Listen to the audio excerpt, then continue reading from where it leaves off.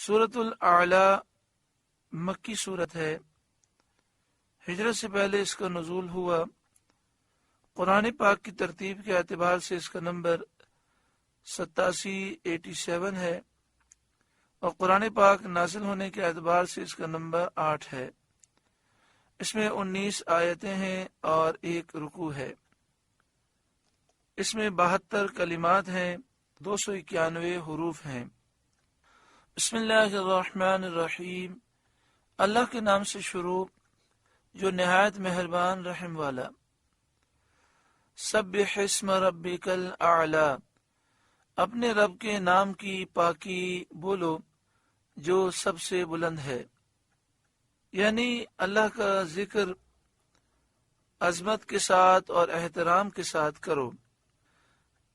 ابو داؤد شریف میں ہے، جب یہ آیت نازل ہوئی سید عالم صلی اللہ تعالی علیہ وآلہ وسلم نے فرمایا اس کو اپنے سجدے میں داخل کرو، یعنی سجدے میں سبحان ربی الاعلی کہو۔ الذی خلق فسوی، جس نے بنا کر ٹھیک کیا، اس رب کے نام کی پاکی بیان کرو جو سب سے بلند و بالا ہے، جس نے پیدا کیا پھر ٹھیک کیا، یعنی ہر چیز کی پیدائش ایسی مناسب فرمائی جو پیدا کرنے والے کے علم و حکمت پر دلالت کرتی ہے۔ زمین و آسمان اور ساری مخلوق، سارے پرندے، ساری مچھلیاں، سارے جانور، سارے انسان اور ساری مخلوقات پر غور کیا جائے تو اللہ تعالیٰ نے اس میں قدرت کی وہ نشانیاں رکھیں اور ایسا ٹھیک بنایا کہ دیکھ کر اللہ تعالیٰ کی عظمت، اللہ تعالیٰ کی شان اور اللہ تعالیٰ کی حکمت سمجھ میں آتی ہے، اور یہ ساری چیزیں اللہ کے علم پر اور حکمت پر دلالت کرتی ہیں۔ والذی قدر فہدی، جس نے اندازے پر رکھ کر راہ دی۔ والذی قدر، جس نے ایک نظام مقرر فرمایا۔ فہدی، پھر راہ دی۔ قدرہ کے ایک معنی یہ ہے کہ جس نے تقدیر میں سب کچھ مقرر فرمایا، تمام امور کو ازل میں مقدر کیا، سب کی تقدیریں مقرر فرمائیں، اور پھر جو تقدیر میں لکھا ہے اس کی طرف راہ دی۔ آدمی اسی طرف جاتا ہے جو تقدیر میں لکھا ہے۔ والذی قدر فہدی کا ایک معنی یہ ہے کہ اللہ تعالیٰ نے سب کی روزیاں مقرر فرمائیں۔ والذی قدر، اور جس نے روزیاں مقرر فرمائیں۔ فہدی، ان کے طریقے کسب کی راہ بتائی، یعنی روزی نصیب میں مقرر فرمائی، پھر اسے حاصل کرنے کا راستہ بتایا۔ انسان محنت کرتا ہے، کوشش کرتا ہے، اللہ تعالیٰ اس کے لیے وہ راہ آسان کر دیتا ہے جو اس کے لیے روزی کا سبب بنتی ہے۔ والذی اخرج المرعى، اور جس نے چارہ نکالا، چارہ پیدا کیا۔ فجعلہ غثاء احوا، پھر اسے خشک سیاہ کر دیا، کالا کر دیا۔ وہ ہر چاہت پر قادر ہے۔ سنقرئک فلا تنسى، اب ہم آپ کو پڑھائیں گے کہ آپ نہ بھولیں گے۔ یہ اللہ تعالیٰ کی طرف سے اپنے نبی کریم صلی اللہ علیہ وآلہ وسلم کو بشارت ہے کہ آپ صلی اللہ علیہ وآلہ وسلم کو حفظ قرآن کی نعمت، قرآن پاک یاد کرنے کی نعمت بے محنت عطا ہوئی، بغیر محنت کے عطا ہوئی، اور یہ آپ صلی اللہ علیہ وآلہ وسلم کا معجزہ ہے کہ اتنی بڑی کتاب، عظیم کتاب، بغیر محنت و مشقت کے، بغیر تکرار کے، بغیر دور کے، بغیر دہرانے کے، آپ صلی اللہ علیہ وآلہ وسلم کو حفظ ہو گئی، یاد ہو گئی۔ الا ما شاء اللہ، مگر جو اللہ چاہے۔ تو آپ اسے نہ بھولیں گے مگر جو اللہ چاہے گا آپ بھول جائیں گے۔ لفظی معنی یہ ہوتے ہیں، لیکن مفسرین نے فرمایا کہ یہ استثناء واقع نہ ہوا، اور اللہ نے نہ چاہا کہ آپ کچھ بھولیں، تو لہذا جب اللہ نے چاہا نہیں تو آپ کو قرآن پاک یاد رہا اور اس میں سے آپ کوئی چیز نہ بھولے۔ تو تفسیر خازن میں ہے کہ الا ما شاء اللہ کے معنی یہ ہیں کہ اگر اللہ تعالیٰ چاہتا تو آپ بھولتے، لیکن اللہ تعالیٰ نے نہ چاہا کہ آپ بھولیں، لہذا آپ قرآن پاک میں سے کوئی چیز نہ بھولے۔ انہ یعلم الجہر وما یخفی، بے شک وہ جانتا ہے ہر کھلے اور چھپے کو۔ وَنُيَسِّرُكَ لِلْيُسْرَى، اور ہم آپ کے لیے آسانی کا سامان کر دیں گے، یعنی وہی آپ کو بغیر محنت کے یاد رہے گی۔ وَنُيَسِّرُكَ لِلْيُسْرَى، اور ہم آپ کے لیے آسانی کا سامان کر دیں گے، یعنی جو وحی نازل ہوتی ہے، جو قرآن پاک نازل ہوتا ہے، بغیر محنت کے وہ آپ کو یاد رہے گا۔ مفسرین کا یہ قول یہ ہے کہ آسانی کے سامان سے شریعت اسلام مراد ہے، جو نہایت سہل اور آسان ہے۔ وَنُيَسِّرُكَ لِلْيُسْرَى، اور ہم آپ کے لیے آسانی کا سامان کر دیں گے، یعنی ہم آپ کو وہ شریعت عطا کریں گے جس شریعت پر چلنا انتہائی سہل اور آسان ہے، اور یہ انسانی فطرت کے مطابق ہے، اور اس کے چلنے میں انسان ہی کا فائدہ ہے۔ فَذَكِّرْ إِن نَفَعَتِ الذِّكْرَى، تو آپ نصیحت فرمائیے اگر نصیحت کام دے، اگر نصیحت فائدہ دے، یعنی اس قرآن پاک کے ذریعے آپ لوگوں کو نصیحت فرمائیں، اگر نصیحت کام دے، اگر نصیحت فائدہ دے اور کچھ لوگ اس سے فائدہ اٹھائیں۔ تو جن کے نصیب میں فائدہ لکھا ہے، جن کے دل زندہ ہیں، وہ قرآن پاک کی نصیحت سے فائدہ ضرور اٹھائیں گے۔ سَيَذَّكَّرُ مَن يَخْشَىٰ، ان قریب نصیحت مانے گا جو ڈرتا ہے، یعنی جو اللہ تعالیٰ سے ڈرتا ہے اس پر نصیحت کا ضرور اثر ہوگا۔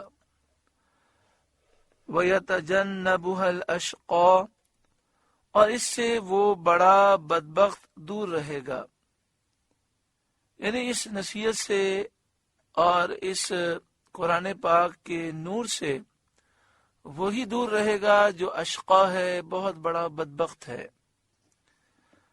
الذی یصلی النار الکبریٰ، جو سب سے بڑی آگ میں جائے گا۔ اس آیت کریمہ کا شان نزول بعض مفسرین نے یہ بیان کیا کہ یہ آیت ولید بن مغیرہ اور عتبہ بن ربیعہ جیسے کافروں کے لیے نازل ہوئی کہ یہ بڑے بدبخت ہیں، قرآن سے فیض یہ نہیں لیں گے اور جہنم میں جائیں گے۔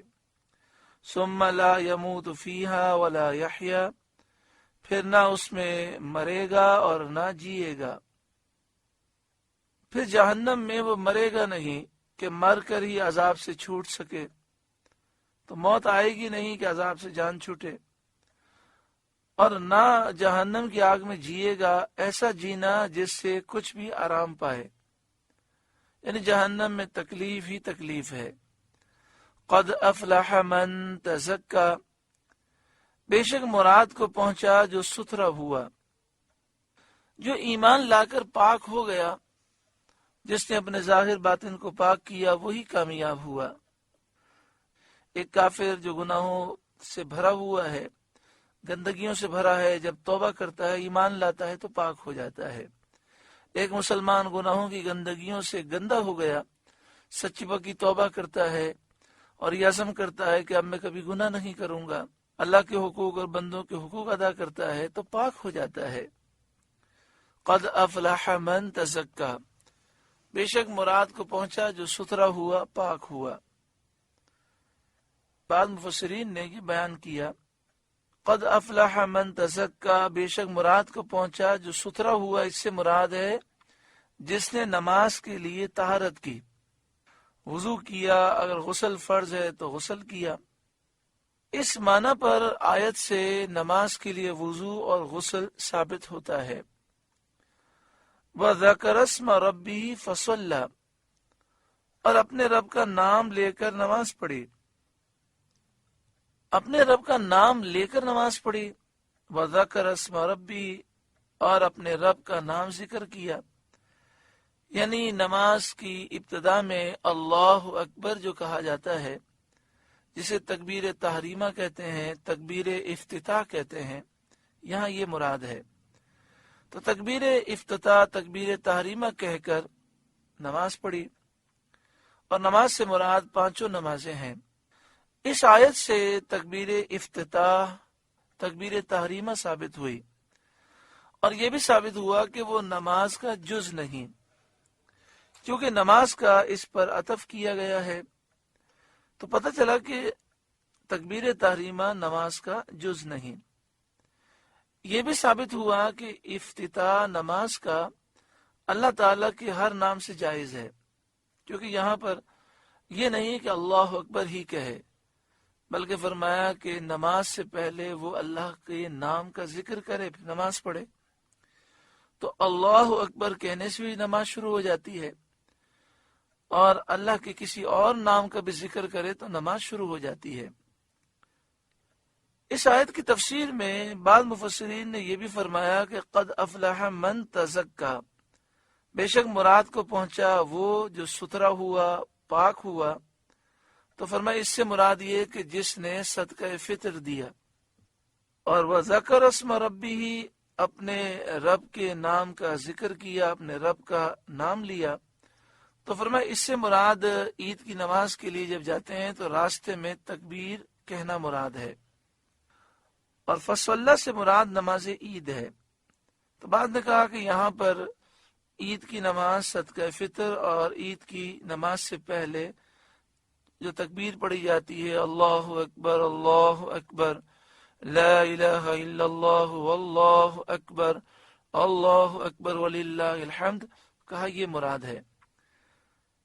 تفسیر مدارک اور تفسیر احمدی میں اسی بات کو ذکر فرمایا، بل تؤثرون الحیات الدنیا، بلکہ تم جیتی دنیا کو ترجیح دیتے ہو، یعنی آخرت پر اس دنیا کی زندگی کو تم فوقیت دیتے ہو، اسی لیے آخرت کے لیے عمل نہیں کرتے، اسی لیے وہ عمل نہیں کرتے جو آخرت میں کام آئے، صرف دنیا دنیا اور دنیا کے پیچھے بھاگتے ہو۔ والآخرۃ خیر وابقا، اور آخرت بہتر اور باقی رہنے والی ہے۔ ان ھذا لفی الصحف الاولی، بے شک یہ اگلے صحیفوں میں ہے، یعنی قرآن پاک سے پہلے جو صحیفے نازل ہوئے اس میں یہ بات لکھی ہے، جو ستھرے لوگ ہیں وہ کامیاب ہوتے ہیں، اور آخرت بہتر ہے۔ ستھروں کا مراد کو پہنچنا اور آخرت کا بہتر ہونا ان صحیفوں میں لکھا ہے جو قرآن سے پہلے نازل ہوئے۔ صحف ابراہیم و موسیٰ، ابراہیم اور موسیٰ کے صحیفوں میں، یعنی ابراہیم اور موسیٰ کے صحیفوں میں یہ بات لکھی ہے کہ دنیا کے مقابلے میں آخرت بہتر ہے، کامیابی کو وہ پائے گا جو اپنے آپ کو پاک کرے، ستھرا ہو۔ اللہ رب العالمین سورۃ الاعلیٰ کے نور سے ہمارے قلوب کو روشن منور فرمائے، اور جو نصیحتیں اس سورہ مبارکہ میں ہیں اللہ تعالی ہمیں عمل کی توفیق عطا فرمائے، خاص طور پر ہمیں دنیا کے مقابلے میں آخرت کو ترجیح اور فوقیت دینے کی توفیق عطا فرمائے، آمین بجاہ سید المرسلین صلی اللہ علیہ وآلہ وسلم۔